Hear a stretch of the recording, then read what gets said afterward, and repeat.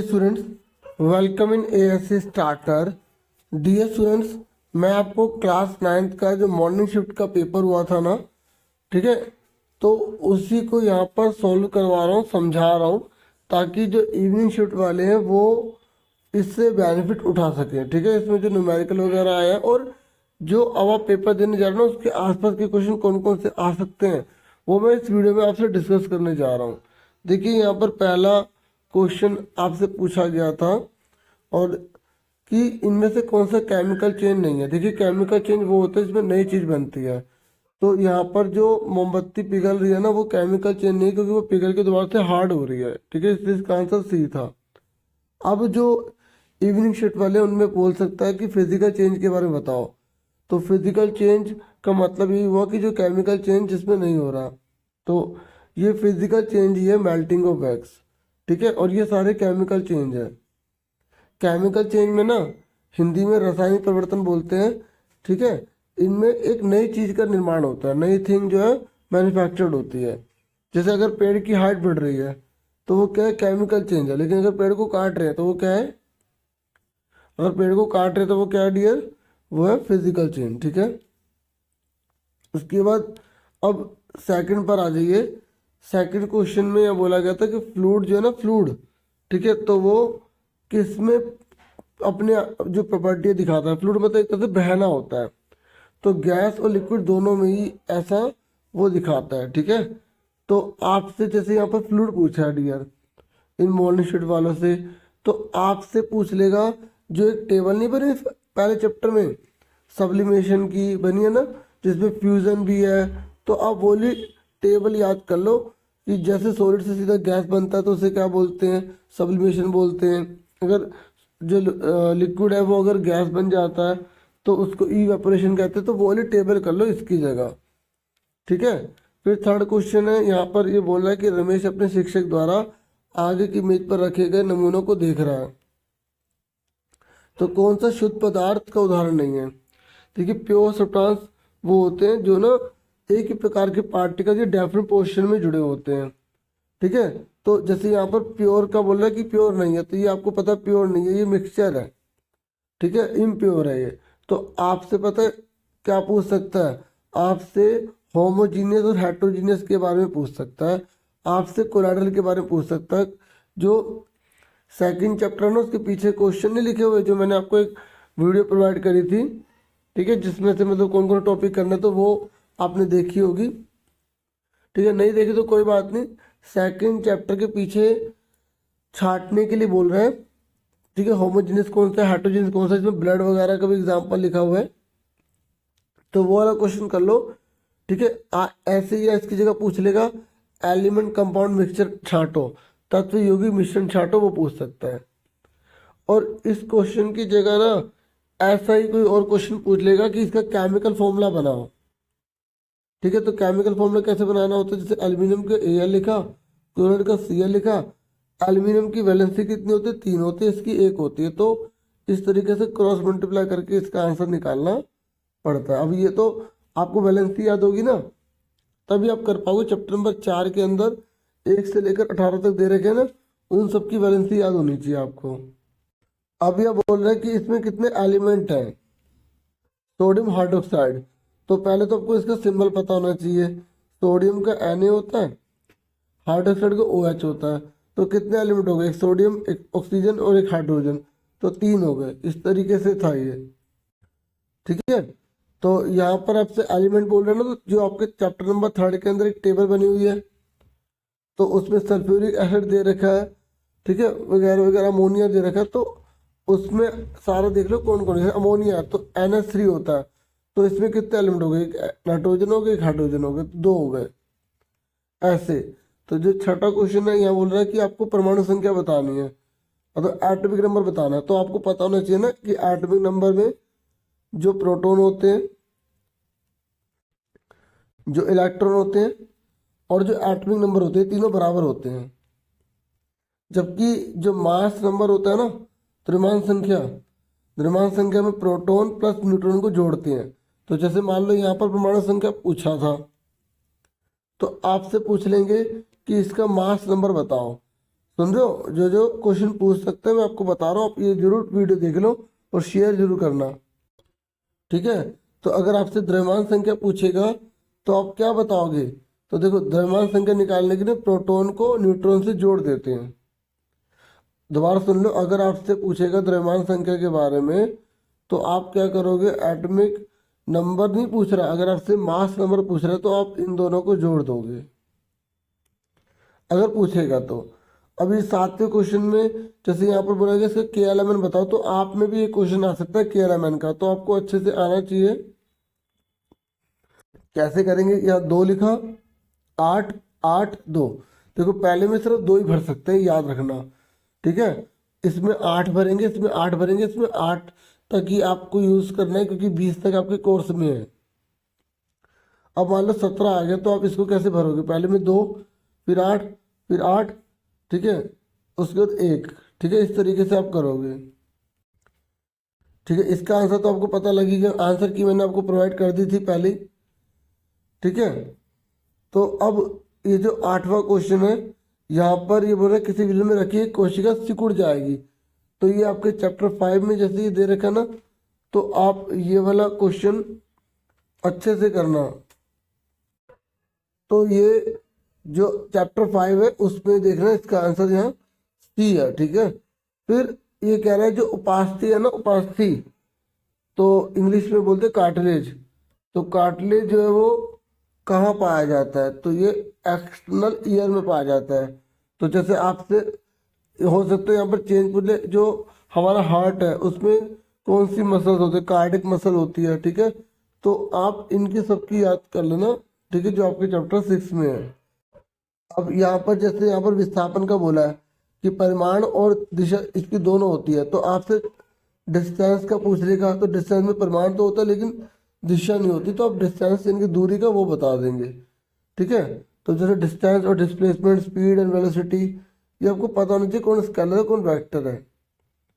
फिर उसके बाद 11वां क्वेश्चन है, जो 11वां क्वेश्चन है इसको हमें सोल्व करेंगे ना, तो 1:12 आएगा। वो कैसे आएगा?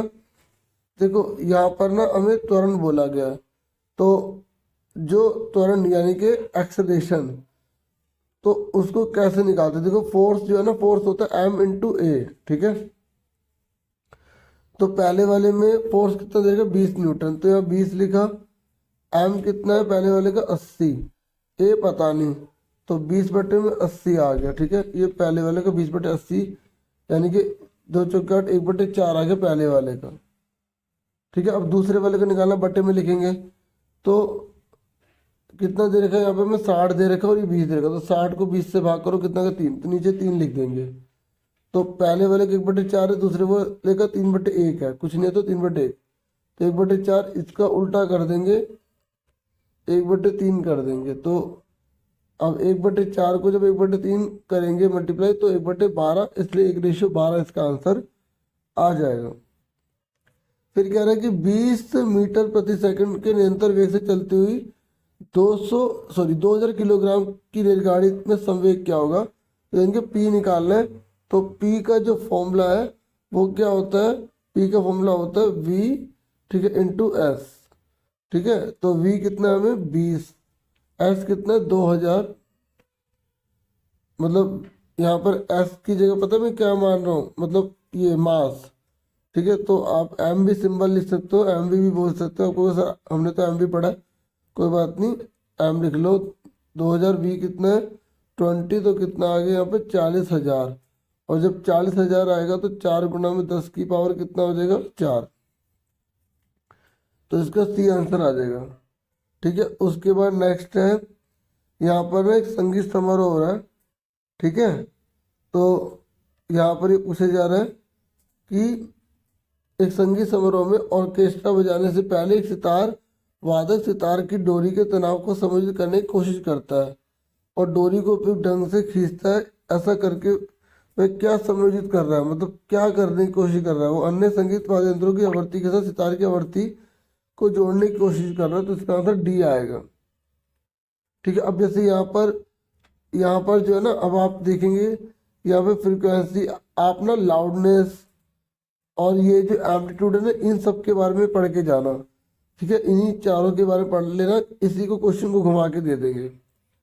ठीक है, अब यहाँ पर इसने बोला है 14 क्वेश्चन में कि दो लगातार जो क्रैश चाहिए ट्रफ है उसके बीच की डिस्टेंस एक्स है, तो वेवलेंथ क्या होगी। देखो आपने पढ़ा हुआ ये है ना, तो इसके बीच का ये क्या होता है, वेवलेंथ ही होती है। तो ये जो एक्स है ये एक्चुअल में वेवलेंथ ही है, तो ये एक्स इसका आंसर आ गया। ठीक है, और इसमें ना आप इस चैप्टर से कंप्रेशन और रेयरफैक्शन, संपीड़न और विलयन पढ़ लो।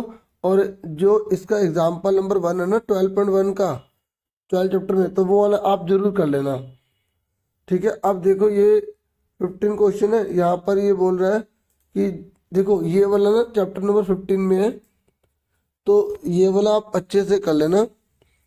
इसमें मैक्रो दे रखा है ना, जैसे मैक्रो पूछा है तो आपसे माइक्रो का पूछ लेगा। ठीक है, तो ये NPK ये वाला है इसमें, तो आपसे माइक्रो पूछेगा, तो जो पौधे को कम मात्रा में चाहिए होते तो वो वाला कर लेना। मतलब वो टेबल आप चैप्टर 15 में खोलोगे ना, आपको पता लग जाएगी। और देखो फसल पैटर्न के ऊपर आया ना, यहाँ पर जो फसल पैटर्न के ऊपर, यहाँ पर तो मिक्स क्रॉपिंग है, जैसे आपसे इंटर क्रॉपिंग पूछ लेगा, फसल चक्र पूछ लेगा, तो इसके आसपास वाली ये क्वेश्चन कर लेना। ठीक है, अब यहाँ पर जैसे यहाँ पर कौन सा ट्रू है फॉल्स है ये वाला ना बोला गया, तो जैसे पहला बोला गया कि जो दूध देने वाले पशु हैं उनको संतुलित आहार इसलिए देते ताकि वो अधिक से अधिक दूध दे पाए, तो ये तो दोनों सही है, तो ए। एक बार मैं बता देता हूँ कि इसे करते कैसे डियर। देखो सबसे पहले जब ये क्वेश्चन आते हैं ना असर्शन और रीजन वाले, पहले चेक किया करो कि क्या दोनों ट्रू है। चलो चेक कर लिया दोनों ट्रू है, फिर ये चेक किया करो कि क्या नीचे वाला ऊपर वाले का रीजन है, मतलब ये जो ऊपर वाला हो रहा है ये नीचे वाले की वजह से हो रहा है। तो फिर तो अब जैसे ये जो ऊपर वाली चीज इसलिए हो रही है नीचे वाले की वजह से। ठीक है ना भाई, संतुलित आहार हम देंगे, ठीक है, इसका कारण क्या है, क्योंकि दूध का उत्पादन बढ़ जाएगा। ठीक है, उसके बाद नेक्स्ट पर आ जाओ 18वें क्वेश्चन में। देखिए ये जो 18वां क्वेश्चन है ना, इसमें कोई चीज तैरेगी या डूबेगी उसके बारे में है। ठीक है, तो ये ना दोनों सही थे। तो यहाँ पर जो तैरती वस्तु है ना वो नीचे की ओर कोई नेटबल अनुभव नहीं करती, ये बिल्कुल ट्रू है। और ये जो है ना इसकी वजह से ये इसका कारण है। ठीक है, इसलिए ना नए शिप के डिजाइन वगैरह बना देते हैं। देखो अब इसमें ये आया ना, तो आप आर्किमिडीज का सिद्धांत वाला कर लो टॉपिक। ठीक है, और एक प्रेशर और थ्रस्ट वाला टॉपिक कर लो। ठीक है, तो वो आपको इसमें हेल्प मिल जाएगी और आराम से आप कर पाओगे। फिर ये 19वां जो है यहाँ पर ये बोल रहे हैं 19वें में कि आंत के आंतरिक, देखो एपिथेलियम के ऊपर आया है ये। ठीक है, तो ये दोनों ट्रू है। तो एपिथेलियम के ऊपर आया, आप ना बाकी जो आसपास है ना इसके, जैसे आप संयोजी ऊतक के ऊपर कर लो, संयोजी ऊतक पर इस बार तुम्हारे में दे सकता है। ये तो एपिथेलियम तो करना ही करना है आपको। और पौधों का ना मेरिस्टेम वाला कर लो। ठीक है, विभज्योतक ऊतक। ठीक है, तो इसका 19वें का तो आंसर यही है। फिर 20वां है, 20वें में कह रहा है कि कोशिका भित्ति जो होती है ना वो निर्जीव हिस्सा होता है, तो ये बिल्कुल ट्रू लिखा है। ये कह रहे ये कोशिका को सुरक्षा निश्चित कर सहायता प्रदान नहीं करती, ये गलत लिखा है। तो ए सही है आर गलत है। जब ए सही है आर गलत होता है ना, तो हम पता है किस पर टिक करते हैं, ये देखो ये सी पर, तो हम सी लिखते हैं इसका आंसर। ठीक है, अभी 21 में देखो सोहन को तेज बुखार से पीड़ित है और डॉक्टर ने उसकी माँ को उसके साथ माथे पर गीले मतलब जो है ना रुमाल रख के पट्टी बांधने के लिए सुझाव दिया। तो डॉक्टर ने ऐसा उसको क्यों सलाह दिया है, ठीक है, उसको मतलब क्यों एडवाइस दिया कि वो ऐसा करे, क्योंकि इससे क्या होगा कि ना जो आपने पढ़ा होगा ना पहले चैप्टर में, जब हम गरम गरम माथे पर पानी को लगाएंगे तो वो क्या करेगा, भाप बनेगा और वहाँ के उसके एरिया को ठंडा कर देगा, तो कूलिंग इफेक्ट देगा। ठीक है, तो ये आपको लिखना था इसमें। और या अगर नीचे वाला कर सकते हो कि गर्मी के दिन में रमेश और रवि सूती और नायलॉन के कपड़े पहने हुए, तो आप बताओ कि कौन सा आरामदायक है। देखो सूती कपड़ा जो रवि ने पहना वो बिल्कुल ठीक पहना। ठीक है, क्यों क्यों ठीक है, क्योंकि वो इवेपरेशन होगा, वाष्पीकरण होगा, तो उसे कूलिंग इफेक्ट देगा, उसे ठंडक प्रदान करेगा। ठीक है, लास्ट में जो ऑफिशियल आंसर है वो भी दिखा दूंगा, अभी तो समझा रहा हूँ। अब जैसे यहाँ पर ये वाला है ना बच्चों, तो आप मटके वाला कर लो, जो मटके वाला बुक में बना हुआ है। और जो पानी का, जब हम ठंडा गिलास पानी का भरते हैं तो बाहर पानी की बूंदें आ जाती है ना, तो आप वो वाला कर लो। ठीक है, और किस में भाप तेज लगेगी, उबलते हुए पानी में या या भाप में, मतलब किस में ज़्यादा जलन होगी मतलब। ठीक है, तो आप भाप में बताएंगे तो वो वाला कर लो। अब 22 यहाँ पर जो क्वेश्चन दे रखा है ना, ये कह रहा पी को जो ना वो हाई कंप्रेस कर सकते हैं। देखो तीन चीज़ें होती हैं, एक सॉलिड, दूसरा लिक्विड, तीसरा गैस। तो यहाँ पर कह रहा है किसको दबाकर लिक्विड बनाया जाता है, तो गैस को। हाँ है ना, तो कह रहा है कि अब आप पहले पी की स्टेट बताइए, फिर उसकी प्रॉपर्टीज बताइए। तो पी की जो स्टेट है वो क्या है, पी की तो गैस स्टेट है, तो गैस की फिक्स शेप नहीं होती, फिक्स वॉल्यूम नहीं होता। इस तरीके से कोई सी भी गैस की प्रॉपर्टीज बता सकते हैं। देखो मतलब घुमा के पूछा गया था, है आसान। और 23 में बोला संभारी किसे कहते हैं, जिसका मास नंबर सेम होता है और एटॉमिक नंबर अलग होता है। तो आप में ना समस्थानिक का आ जाएगा। ठीक है, तो कह रहे क्या संभारिक में भी समस्थानिकों के समान रासायनिक गुण होते हैं? देखो बिल्कुल नहीं होते, क्योंकि दोनों में डिफरेंट होता है। जो समस्थानिक होते हैं ना, जो आइसोटोप्स होते हैं, उनका एटॉमिक नंबर सेम होता है, मास नंबर अलग होता है। ठीक है, समस्थानिक जो होते हैं उनका जो है परमाणु संख्या समान होती है, द्रव्यमान संख्या अलग अलग होती है। तो जबकि संभारिक में क्या होता है, उल्टा होता है, द्रव्यमान संख्या समान होती है, मास नंबर, ठीक है, मतलब मास नंबर जो होता है ना वो उसका सेम होता है और एटॉमिक नंबर अलग होता है। हिंदी में सुन लो, द्रव्यमान संख्या जो होती है वो समान होती है, परमाणु संख्या अलग अलग होती है। ठीक है,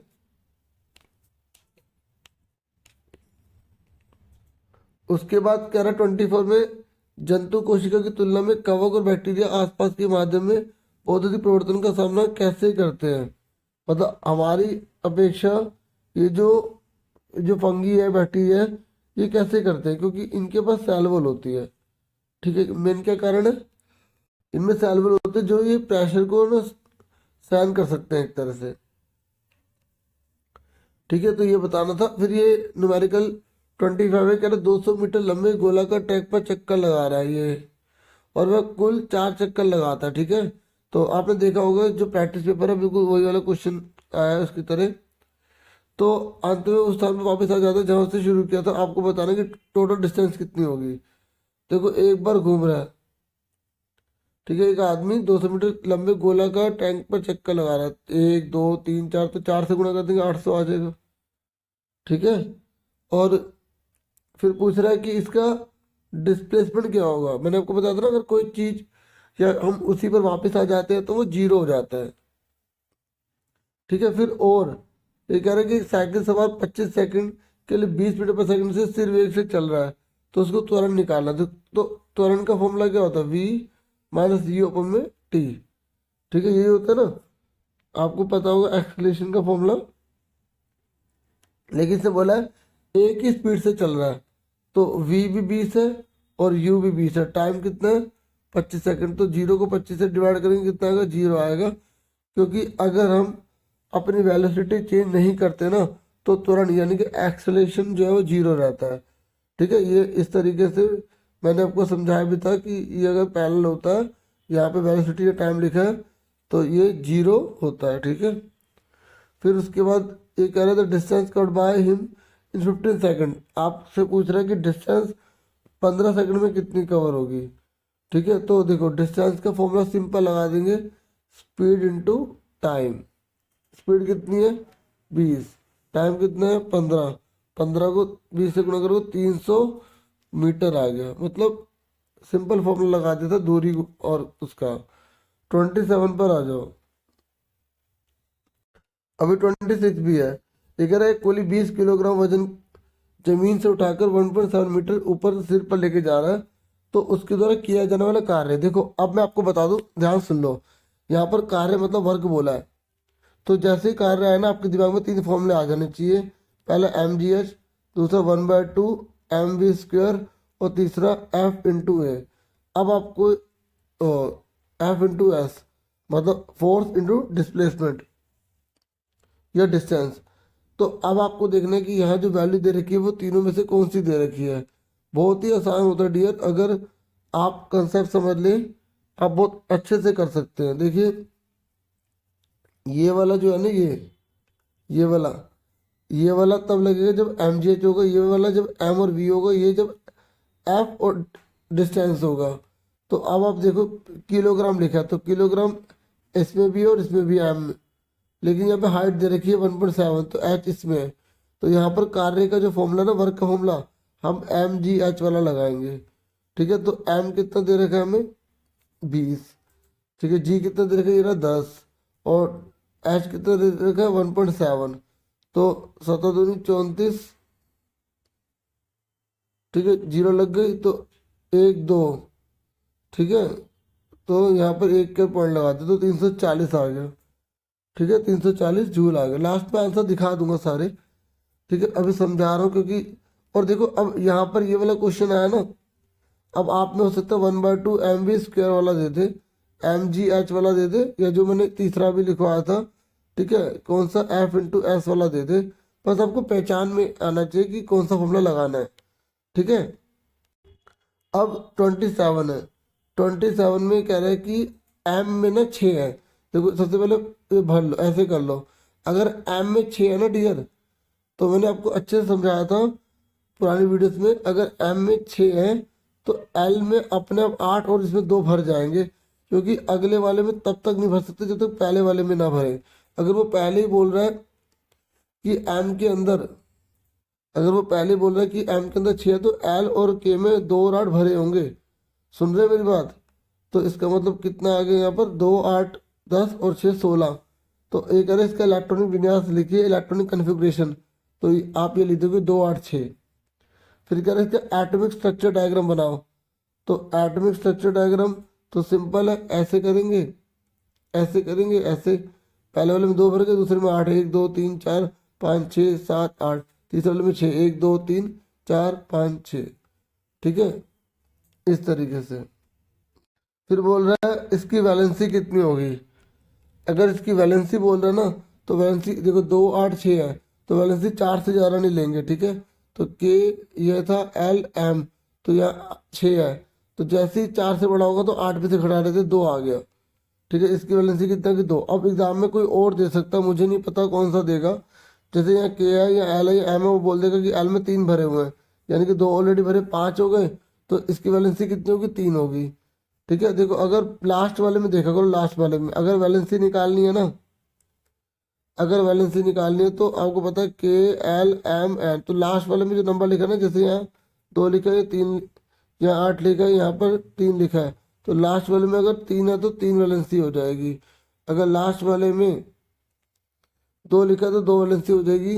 अगर लास्ट वाले में अगर 4 लिखा तो 4 हो जाएगी। ठीक है, अगर लास्ट वाले में 5 लिखा है तो 8 में से 5 घटा देंगे 3 आ जाएगा। जैसे अगर 6 लिखा है तो 8 में 6 घटाएंगे 2 आ जाएगा। अगर 7 लिखा है तो 8 में 7 गए 1 बचेगा। अगर 8 ही आ गया तो 0 आ गई वैलेंसी। अगर 8 आएगा तो 8 में से 8 गए 0, मतलब जैसे 4 से बढ़ाओ 8 में से घटा दो। अभी 28 है, ये कह रहा है क्या होगा अगर सेल डैमेज हो जाएगी तो। आपको पता है लाइसोसोम होगा, लाइसोसोम जो है वो बस फट जाएगा। ठीक है, और अपने आप जो एंजाइम है ना वो अपने सेल को पचाने लग जाएगा। तो यहाँ पे लाइसोसोम से था, आपके में माइटोकॉन्ड्रिया एटीपी के रूप में एनर्जी स्टोर करता है, ये पढ़ लेना। एक गोल्गी एपेटस के बारे में पढ़ लेना। ठीक है, जैसे पिछले साल के पेपर देख रहे हो तो उनमें कैसे कैसे कंपैरिजन में देते हैं, तो उसके बेस पर मैं आपको बता रहा हूँ। ठीक है, उसके बाद name the material of which the cell wall and the cell memory is compose of. आपको बताना है किसकी बनी होती है। ठीक है, देखो दिस सेल, ये जो है ना मटेरियल का नाम पूछा है, तो आपको पता होगा कि जो सेल वॉल होती है वो किसकी बनी होती है, वो बनी होती है सेलुलोज। ये 2-3 साल पहले ऐसा क्वेश्चन आया था, केवीएस के अंदर आया था। ये केवीएस के बच्चे देखो सबका सिलेबस सेम रहता है। ठीक है, बस क्वेश्चन आगे पीछे हो जाते हैं, या मतलब थोड़े बहुत क्वेश्चन चेंज हो जाते हैं। तो और सेल मेम्ब्रेन किसकी बनी होती है, अपने बुक में पढ़ा होगा, प्रोटीन और लिपिड की बनी होती है। ठीक है, उसके बाद ये 29 क्वेश्चन है। 29 में यह बोल रहा है कि जो विभेदक उत्तक है ना, mathematic cell have a prominent nucleus and dense cytoplasm but they lack vacuole, इनमें वैक्यूल नहीं होता, क्यों? तो देखिए इसलिए नहीं है ना, क्योंकि ये खाने को स्टोर नहीं करते और ना ही ये वेस्ट मटेरियल को स्टोर करते हैं, इसलिए। फिर ये कह रहे नारियल के जो रेशे युक्त है ना, तो वो डिफिकल्ट के होते पुल करने में। तो आपको पता होगा कि ये जो नारियल है ना, वो किसका बना है? स्कैलन काइमर का बना है। हालांकि क्वेश्चन बहुत बार रिपीट है। फिर अगर ऊपर वाला नहीं करते तो आप नीचे वाला कर सकते हो कि ये जो जलकुंभी है पानी में तैरती क्यों तैरती है? आयरन काइमर की वजह से। ठीक है, जब मैंने आपको इम्पोर्टेंट करवाया था उसमें भी मैंने आपको समझाया था। ठीक है, कि एग्जाम में बहुत बार आ जाता है। और ऐसे ही ये जो intercellular spaces are absent in sclerenchyma tissue, तो ये कह रहे हैं कि जो इंटरसेलुलर स्पेस जो होता है वो स्कैलेनकाइमा में क्यों नहीं होता? मतलब तो आप बोल देना क्योंकि हार्ड होती है। ठीक है, सेल मेमोरी जो होती है उसकी हार्ड होती है। फिर ये 30 क्वेश्चन है, आर्किमिडीज प्रिंसिपल के बारे में बोल रहा है, उसका एक एप्लीकेशन पूछ रहा है। ठीक है, आर्किमिडीज प्रिंसिपल, जब हम किसी चीज़ को पानी में डुबोते हैं तो ऊपर की ओर बल लगता है और ये बल पानी दूर हटाए के बाहर के बराबर होता है। व्हेन वी इमर्स फुल्ली और partially an object in a fluid it experiences an upward force, this force is equal to the water displaced by it. ठीक है, तो जितना अच्छा इसमें एक नंबर का ये भी पूछ लेता है कि किसके इक्वल होता है, तो वो वेट के इक्वल होता है। ठीक है, और इसके एक एप्लीकेशन पूछिए तो आप लैक्टोमीटर का बता सकते हो, हाइड्रोमीटर का बता सकते हो। ये कह रहा है कि बाइंड फोर्स किस पर डिपेंड करेगा? जो बाइंड फोर्स होता है वो किस पर डिपेंड करेगा? मतलब ये जो उत्प्लावन बल है किस पर निर्भर करता है? मतलब उसकी डेंसिटी पर, उसकी वॉल्यूम पर, मतलब आयतन पर और घनत्व पर। अब देखो यहाँ पर एप्लीकेशन ना आर्किमिडीज प्रिंसिपल की आ गई, तो आप जो है ना आइसोटॉप की एप्लीकेशन कर लो। ठीक है, आपकी में आइसोटॉप की एप्लीकेशन आ सकती है। डाल्टन का एटॉमिक जो है ना प्रिंसिपल वो कर लो, लॉ ऑफ कांस्टेंट प्रोपोर्शन और लॉ ऑफ जो है ना लॉ ऑफ कंजर्वेशन एनर्जी वाला वो टॉपिक आप कर लो। ठीक है, ऊर्जा का संरक्षण नियम है ना, और वो वाला कर लो। ठीक है, समस्थानिक के जो अनुप्रयोग है वो कर लो, ये कह रहा हूँ मैं इसमें। ठीक है, फिर ये कह रहे हैं डिस्टेंस और डिस्प्लेसमेंट में क्या डिफरेंट होता है? डिस्टेंस जो है वो जीरो नहीं हो सकती, डिस्प्लेसमेंट जीरो हो सकता है। ठीक है, और स्केलर जो होता है वो विदाउट डायरेक्शन होता है, वेक्टर जो होता है वो विद डायरेक्शन होता है। स्पीड और वेलोसिटी, आप ये वाले डिफरेंस तो कर ही लेना। और दो तीन और डिफरेंस होते हैं, जैसे बड़ा जी छोटा जी में क्या डिफरेंट है। ठीक है, और जो होमोजीनियस हेट्रोजीनियस मिक्सचर है ना, वो वाला जरूर कर लेना। और कंपाउंड और मिक्सचर में जो डिफरेंस है वो वाला कर लेना। फिर क्या, जब तक पत्थर को तालाब में फेंका जाता है तो किस प्रकार की तरंग उत्पन्न होती है उसमें? तो जब पत्थर को फेंक रहे हैं ना तो ट्रांसवर वेव होती है, ट्रांसवर्स। और जो साउंड है ना, साउंड वो लॉन्गिट्यूडनल होती है। और लाइट होती है ना, लाइट लाइट में भी ट्रांसवर्स होती है, ये आपको याद रखना पड़ेगा। अल्ट्रासाउंड है ना, उसकी आपको एप्लीकेशन बतानी है कि अल्ट्रासाउंड के क्या यूज़ होते हैं। ठीक है, जैसे हमें, जैसे कोई दीवार है उसमें हमें कोई डिटेक्ट करना है, या अगर हमें अपनी बॉडी के अंदर कोई चेक करना है तो उसमें हम अल्ट्रासाउंड की एप्लीकेशन का यूज़ करते हैं। ठीक है, जैसे आप डिफेक्ट मेटल ब्लॉक में ईसीजी करने के लिए ये ब्रेक डाउन कर सकते हैं, स्टोन को उसमें यूज़ करते हैं। अगर आप ऊपर वाला नहीं करते तो नीचे वाला कर सकते हैं। तो ये कह रहे हैं कि सपोज करो यू और योर फ्रेंड है, वो मून पर है, तो will you be able to hear any sound produce by your friend? मतलब आपका दोस्त कुछ बोल रहा है और आप उसे सुन पाएंगे नहीं, क्योंकि वो एनवायरनमेंट नहीं है ना, एटमॉस्फेयर नहीं है वहाँ पर, आप कैसे सुन लोगे? और ये कह रहा है कि अल्ट्रासाउंड वेव्स और इंफ्रासोनिक वेव में क्या डिफरेंट होता है? देखिए, अल्ट्रासाउंड जो होती है ना उसकी फ्रिक्वेंसी 20 किलो हर्ट्ज से ज़्यादा होती है, जबकि इंफ्रासोनिक की साउंड 20 हर्ट्ज से कम होती है। ठीक है, तो इसमें आप जो है ना, देखो आप में वो जो मैंने अभी आपको बताया था, soft sound, high pitch sound, low pitch sound, frequency, ठीक है, एम्पलीट्यूड, ये वाले टॉपिक आप इसमें कर लेना, ठीक है, इसमें से आ सकते हो। और कई बार ये बिल्कुल सेम भी आ जाते हैं, तो इनको भी जरूर आप पढ़ लेना। फिर उसके बाद 33 है। 33 में कह रहा है कि कौन कौन से फैक्टर रिस्पॉन्सिबल है ये ग्रेन को खराब होने में। तो आप बता सकते हैं कि मॉइस्चर लग गया, या जो बायोटिक फैक्टर होते हैं मतलब चूहा वगैरह, है ना, वो सब हम इसमें बता देंगे। तो और इसमें क्रॉप जो है वो कैसे सिलेक्ट की जाती है रोटेशन में।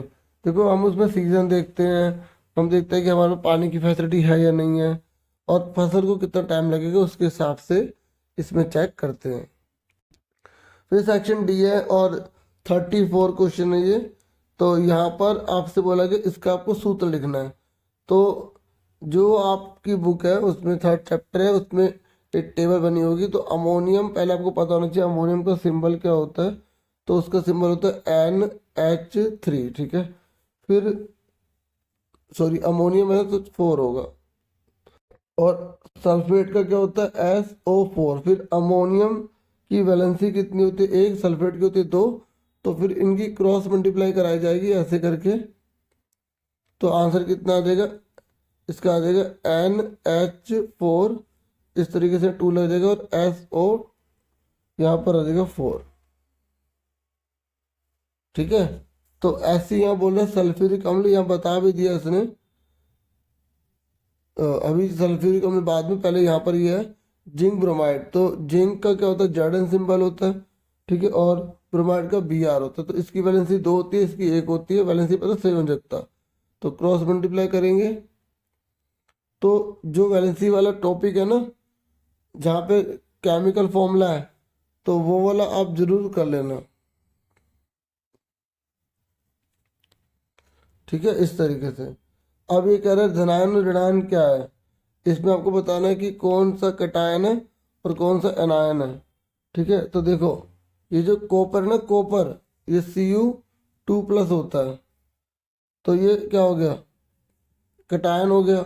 और ऑक्सीजन का क्या हो गया O2- होता है, तो ये क्या हो गया एनायन हो गया, ठीक है, मतलब ऋणायन हो गया। सल्फ्यूरिक अम्ल में हाइड्रोजन कौन होता है, जो हाइड्रोजन होता है वो क्या होता है कटायन होता है, ठीक है। और जो यहाँ पर सल्फेट है यानी कि SO4, वो क्या है एनायन होता है, तो 2- लगा देंगे, ठीक है। फिर देखो ये ऐसा क्वेश्चन 100% आना है, लेकिन कोई और आएगा, और ये वाला भी क्वेश्चन ऐसे ही आएगा ही आएगा। आप में बस आपको प्रैक्टिस करनी पड़ेगी ना बुक में से देख के कि कौन एनायन है कौन सा कटायन है, एकदम तो होगा नहीं। अब ये जो है ना ये इसका आपको क्या निकालना है केमिकल फॉर्मूले का, आपको आणविक द्रव्यमान यानी कि अगर इंग्लिश में देखेंगे तो इसका आपको ना मॉलिक्यूलर मास निकालना है। तो बहुत सिंपल है डियर, हमें नीचे वैल्यू भी दे रखी है। तो देखो ये C है ना, C की वैल्यू कितनी दे रखी है 12। तो 12 को 6 से मल्टीप्लाई कर दो, प्लस H की वैल्यू कितनी है 1, इसको मल्टीप्लाई कर दो 12 से। फिर उसके बाद लिखो O की वैल्यू 16, ठीक है। तो उसके नीचे कितना लिखा हुआ है, उसके नीचे लिखा हुआ है 6। तो इस तरीके से C की वैल्यू 12 है, उसको हम 6 से मल्टीप्लाई कर देंगे। H की वैल्यू 1 है, इसको हम 12 से मल्टीप्लाई कर देंगे। O की वैल्यू 16, तो उसको हम 6 से मल्टीप्लाई कर देंगे। मतलब जितने भी एलिमेंट है उनको मल्टीप्लाई करनी है, और जो अलग अलग एलिमेंट है फिर इनको जोड़ देना है।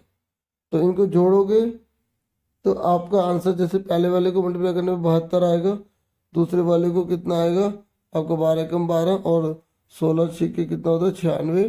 तो तीनों को ऐड करेंगे तो 180 आ जाएगा, ठीक है। इस तरीके से ये था।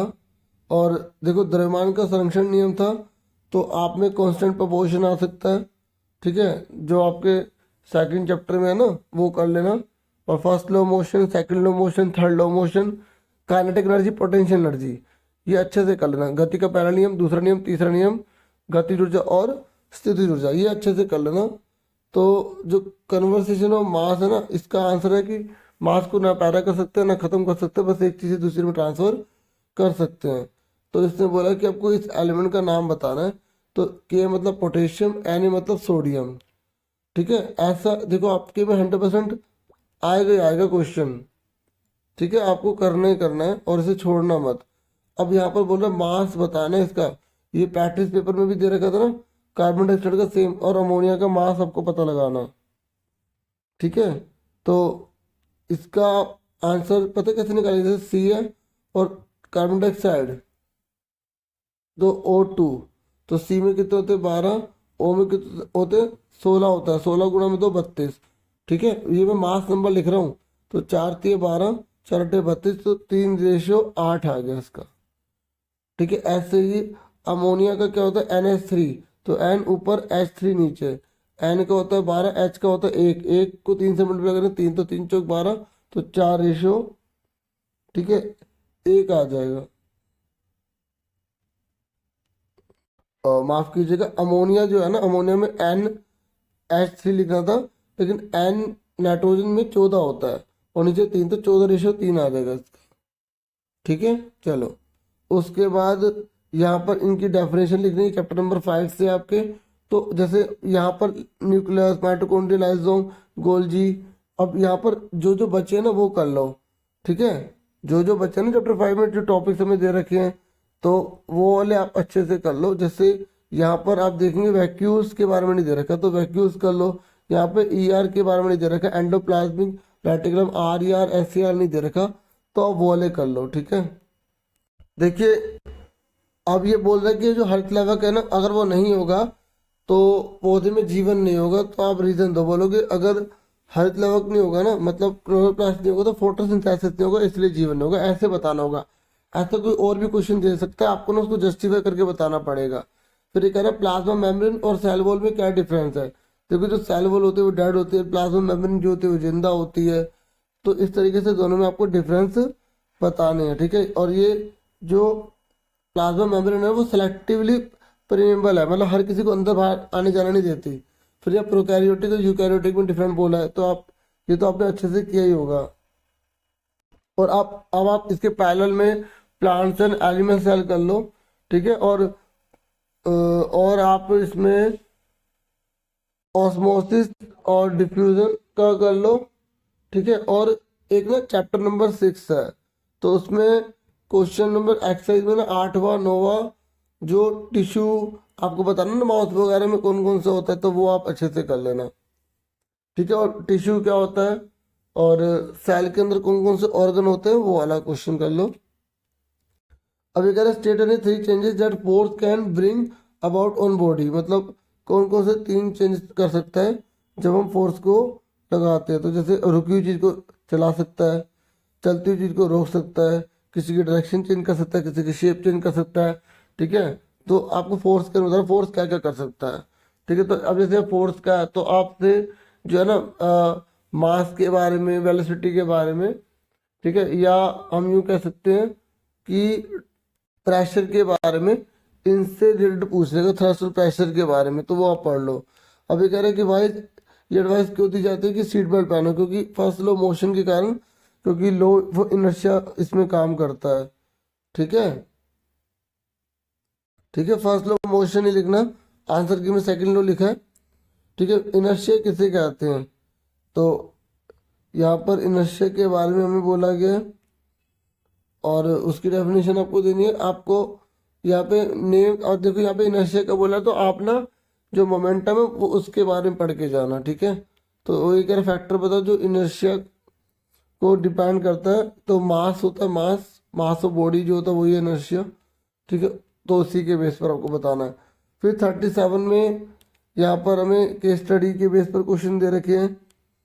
तो ये अब जैसे मेटल नॉन मेटल का है, तो कौन सा मेटल लिक्विड होता है, कौन सा मेटल जो है सजने के लिए यूज होता है, इस तरीके से आप ये वाले क्वेश्चन अच्छे से पढ़ लेना।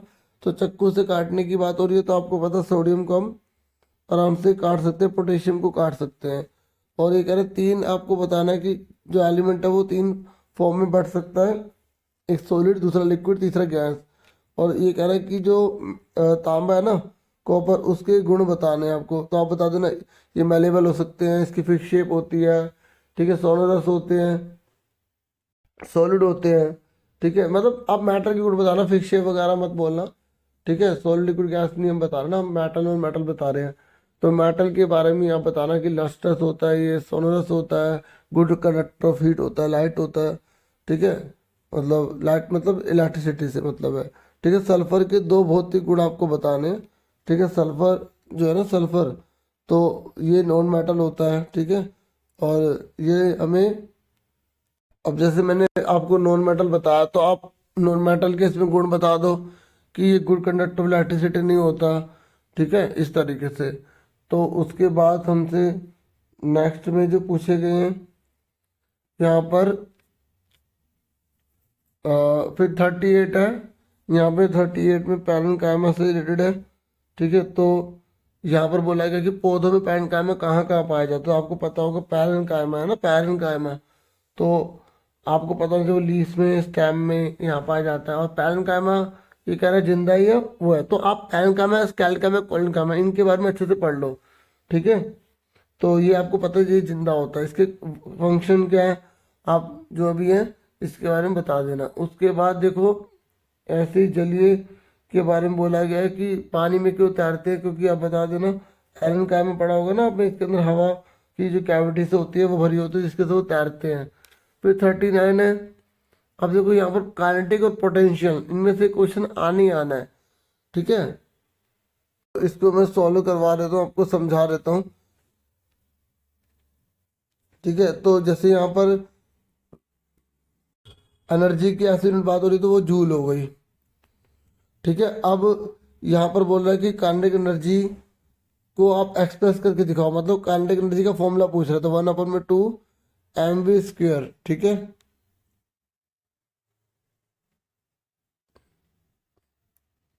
उसके बाद यहाँ पर आपसे बोल रहा है, देखिए यहाँ पर अब हमें वर्क डन का फॉर्मूला लगाना है, हमें कार्य का फॉर्मूला लगाना है। तो कार्य का फॉर्मूला कौन सा लगाएंगे हम, यहाँ पर जो हमें वैल्यू दे रखी है उसके बेस पर पता लगाएंगे, ठीक है। तो हमें एम दे रखा है, हमें जी दे रखा है, हमें एच दे रखा है, तो एम जी एच वाला लगेगा। मैंने आपको बताया था ना 3 फॉर्मूले होते हैं, 1/2 mv² होता है, और एक होता है फोर्स इंटू डिस्प्लेसमेंट, यानी कि बल गुणा में विस्थापन। तो हम कार्य का फॉर्मूला लगाते हैं, तो जो दिया उसी के अनुसार लगाएंगे। तो 200 को 5 से गुणा करेंगे, फिर 10 से गुणा करेंगे, तो 5 दूनी 10 हो गया, तो 10,000 जूल आ जाएगा। फिर ये कह रहा है अगर ऊपर वाला नहीं करते तो नीचे वाला आप कर सकते हैं। 40 किलोग्राम के लड़के को कितनी तेज से दौड़ना चाहिए ताकि उसकी गति ऊर्जा इतनी जूल हो जाए। तो सिंपल सी बात है, हम हमें यहाँ पर दे रखा है गति ऊर्जा और यहाँ पर केजी दे रखा है, तो हम कौन सा फॉर्मूला लगाएंगे काइनेटिक एनर्जी का, 1/2 mv² लगाएंगे। तो काइनेटिक एनर्जी हमें कितनी दे रखी है, 5,760 दे रखी है। तो 1/2 जाके उधर जाके 2/1 बन जाएगा। और एम हमें कितना दे रखा है, एम हमें दे रखा है 40 किलो, तो 40 वी का स्क्वायर, ये 40 बटे में चला जाएगा, ठीक है। तो 5,760 गुणा में 2/40, तो 0 से 0 कट गई, ठीक है। और 2 से हम इसे काट देंगे, जब हम इसे 2 से काटेंगे तो 2 2 जा 4, इसको इसे काटेंगे तो कितना आएगा 288। तो हमारा आंसर v का square equal to 288, v 288 upon में रूट हो जाएगा, और रूट इसका लगभग कितना निकलेगा 16.978 के आसपास। एक बार मैं आपको आंसर की दिखा देता हूँ, ठीक है। ये आंसर है सारे,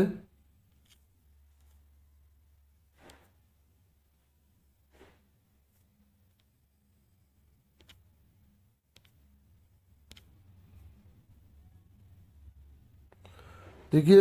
वीडियो को लाइक, चैनल को सब्सक्राइब जरूर कीजिएगा, ठीक है। Thank you for watching and listening carefully.